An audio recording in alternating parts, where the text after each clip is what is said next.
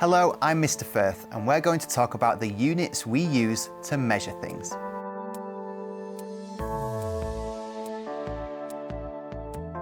We can measure how long something like a pencil is, how heavy something like a box of cereal is, or how full something like a bottle of juice is. And we use units of measurement to help us to do it.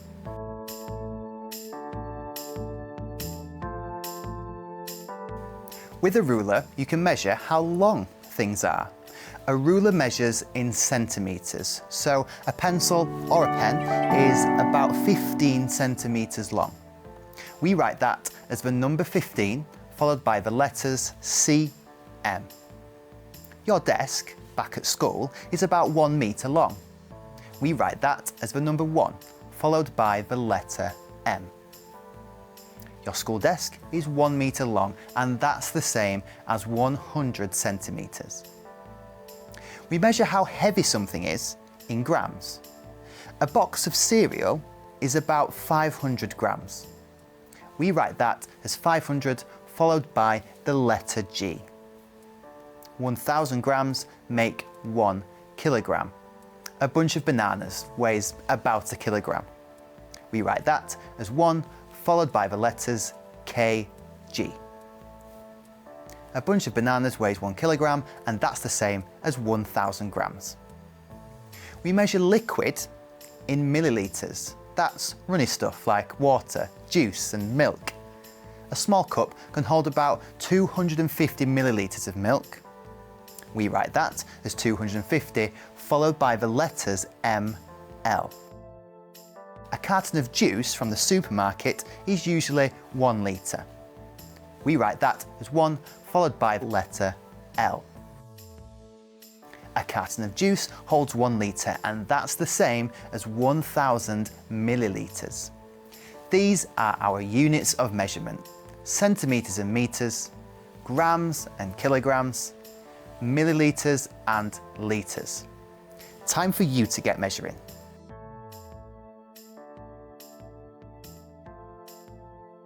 You'll need a pencil and notebook for the next bit. Put me on hold while you go get them. Time to become a measurement detective. I'm going to set you a 3-step challenge to do after you've finished watching this. Step 1. Use a ruler to measure the length of some pencils, books and toys. Can you find something that is exactly 20 centimetres long? Maybe you'll find a little teddy that's 20 centimetres long.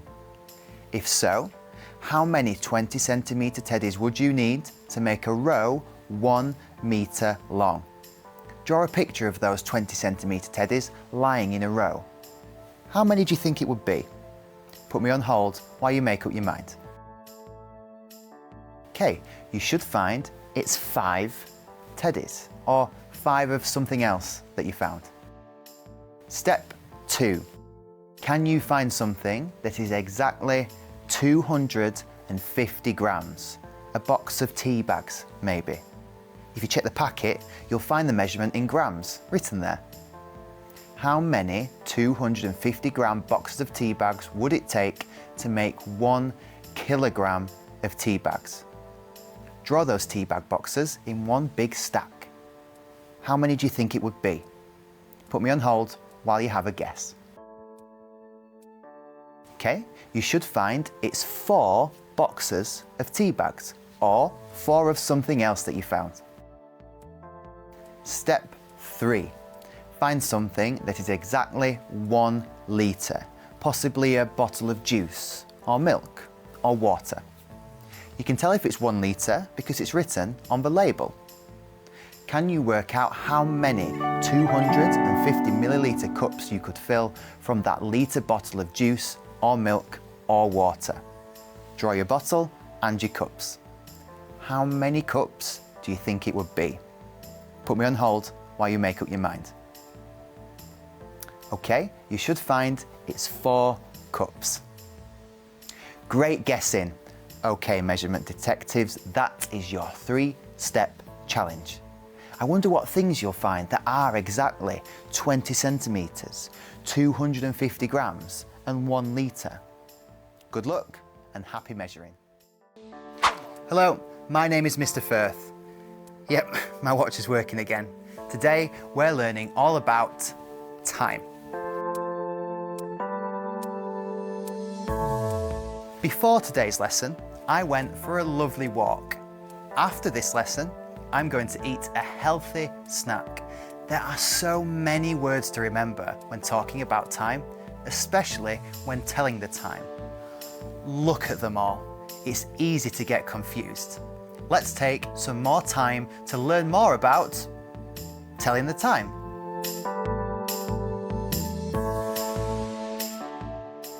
We can do a lot of things in a day because a day is made up of 24 hours, which is also 1,440 minutes, which is also 86,400 seconds. Whoa, that is a lot of seconds in one day. Shall we go through a day in the life of Mr. Firth? See if you can tell the time with me. What time did you wake up today? I woke up at 7 o'clock. 30 minutes later, I ate my breakfast at 7:30. I started work at 9:15. I took a break and went for a walk at 11 o'clock. I got back 1 hour, that's 60 minutes later, at 12 o'clock. I had some lunch at 12:15.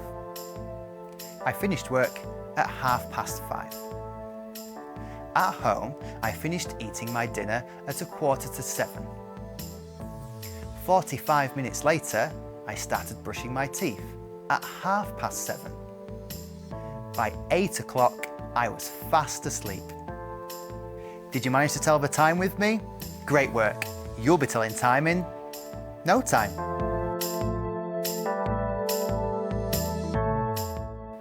Let's play the true or false game. If you think the statement is true, bounce this way, like this. If you think the statement is false, bounce this way. Are you ready? True or false? There are 60 minutes in an hour. True, there are 60 minutes in an hour. If you bounce this way, well done. True or false? There are 20 hours in a day. False, there are 24 hours in a day. If you bounce this way, great work. True or false? The time on this clock is 3:30. False, the time is actually 3:15. Okay, true or false? The time on this clock is 7:05. True, the time is 7:05. Well done. Finally, true or false? This clock says it is 9:10. False, it actually says it's 6:10. Well done if you got all those true or false questions correct. Telling time is all about practice. Why not see how many star jumps you can do in a minute? Or you could log a day in the life of you. Perhaps you can draw different colour clock faces and then mark the time you do something like eat your lunch.